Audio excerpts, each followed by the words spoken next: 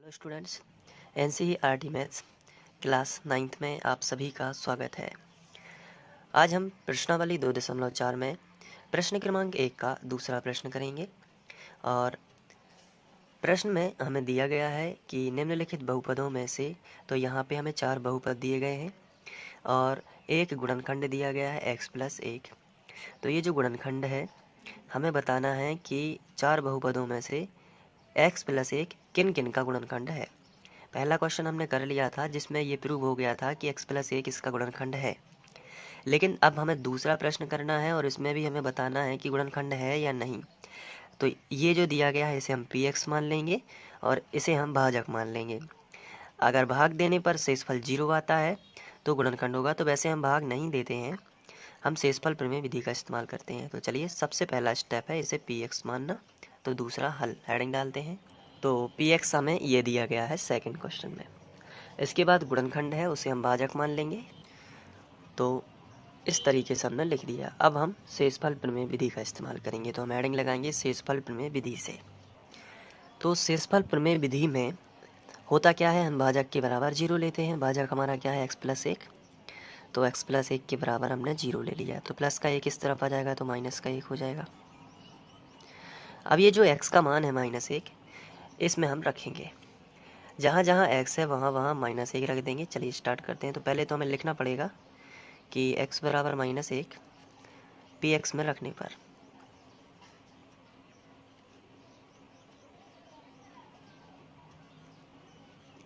चलिए रख देते हैं। p x की जगह पर कितना, -1 बराबर x पर 4 की घात है। देखिए x पर कितने की घात है, 4 की। तो -1 पर भी कितने की हो जाएगी, 4 की, क्योंकि x की जगह पर हम रख रहे हैं।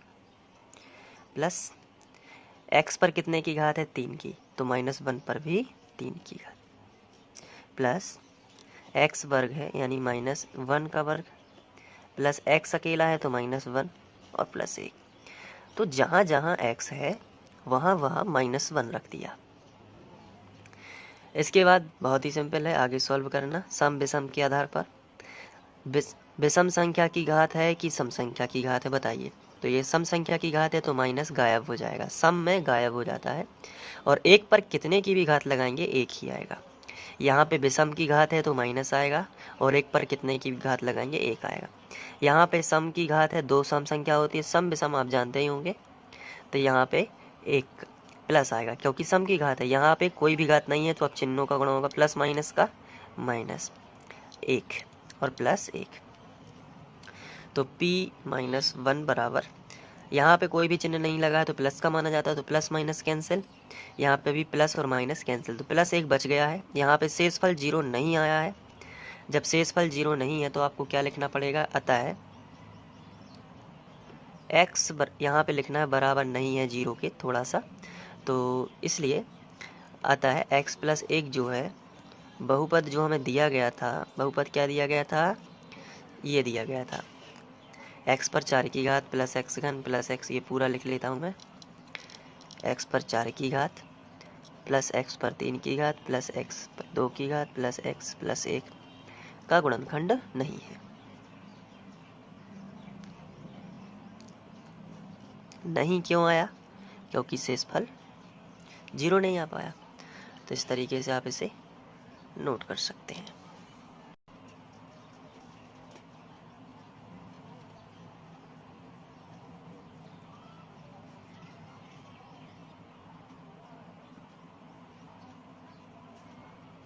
इसके बाद यहाँ पे ये तीसरा क्वेश्चन भी हम इसी में सॉल्व करेंगे। तो x पर 4 की घात है प्लस 3x घन है प्लस 3x वर्ग प्लस x प्लस 1 है, ये आपको दिया गया है। तो सबसे पहले आप क्या करोगे, इसे px के बराबर मानोगे और ये गुणनखंड जो है इसे भाजक मान लोगे, ठीक है।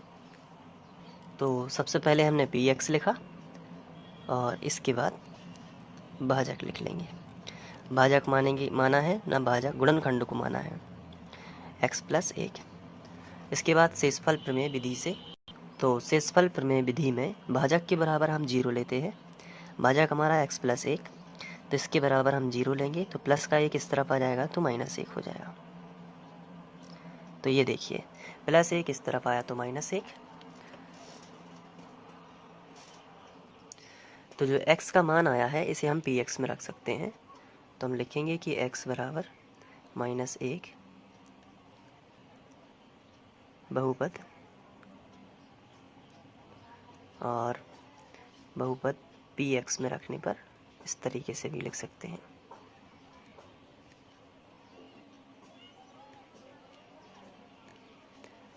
तो चलिए यहाँ स्टार्ट करते हैं। सबसे पहले p लिखा है, लेकिन x की जगह पर हम रखेंगे -1 बराबर x पर कितने की घात है, 4 की, लेकिन x का मान कितना है, -1, तो -1 पर 4 की घात हो जाएगी, प्लस 3x घन, तो 3x की जगह पर -1 और 3 की घात, प्लस 3x वर्ग, तो 3x वर्ग है ना, तो x की जगह पर -1 और 2 की घात, प्लस x लिखा है तो -1 रख दिया और प्लस 1। अब देखिए यहाँ पे विषम की घात है कि सम की, तो आंसर है सम की संख्या की घात है, तो माइनस नहीं आएगा, और एक पर कितने की भी घात हो एक ही आएगा। यहाँ पे 3 लिखा है तो 3 लिख दिया। यहाँ पे विषम संख्या की घात है तो माइनस तो आएगा, ब्रैकेट में लिख देता हूँ इसलिए माइनस, और एक पर एक ही आएगा, एक पर कितने की भी घात हो एक ही आता है, प्लस 3।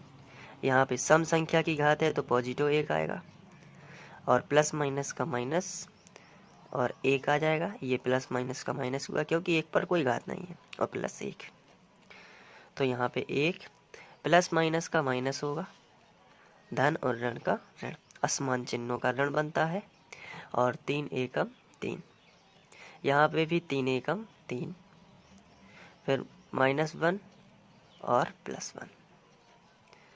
तो देखिए माइनस का 3 और प्लस का 3, माइनस का 1 और प्लस का 1, लेकिन एक तो रह गया ना, इसलिए ये भी यहाँ पे 0 नहीं आ पाया शेषफल, तो भी ये गुणनखंड नहीं है क्योंकि 0 नहीं आया।